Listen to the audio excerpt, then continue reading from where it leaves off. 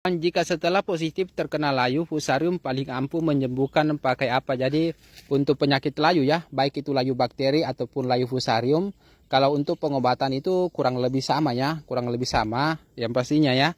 Nah, itu perhatikan pH tanah. Kalau misalkan musim hujan ya, rutinlah aplikasikan dolomit, misalkan ditabur di samping bedengan ataupun di lubang tanam untuk menaikkan pH tanah, karena pH tanah itu juga berperan penting dalam kesehatan tanaman. Kalau pH tanah kita bersifat masam apalagi pada musim hujan, itu bisa menyebabkan perkembangan bakteri-bakteri ataupun jamur-jamur patogen, misalkan penyebab penyakit layu, itu bisa perkembangannya sangat cepat dan sangat pesat.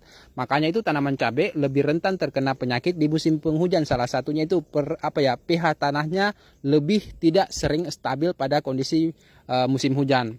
Terus yang kedua, misalkan ada tanaman kita yang terkena penyakit layu, untuk beberapa rekomendasi fungisida, yang pertama bisa gunakan bahan aktif tebuconazole.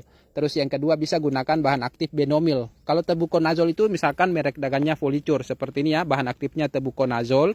Ini adalah fungisida sistemik, bisa untuk mencegah dan bisa kita gunakan untuk mengobati.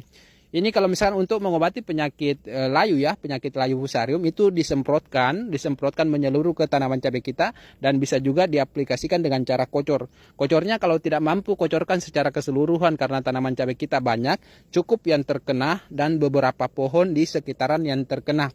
Bisa juga misalkan di rolling, misalkan Folicur di rolling dengan Benlox ataupun Folicur di rolling dengan Nordox. Itu juga bisa ya. Misalkan hari ini kita semprot menggunakan Folicur, 3 hari kemudian kita semprot menggunakan Benlox ataupun merek-merek dagangan lain, bahan-bahan aktif lain. Sepertinya recommended bahan aktifnya tebuconazole, merek dagangnya Folicur. Ini ya, kalau misalnya mau gunakan Folicur untuk mengatasi penyakit layu dan penyakit busuk, termasuk juga penyakit patek, itu juga bisa cek di keranjang di bagian pojok kiri bawah.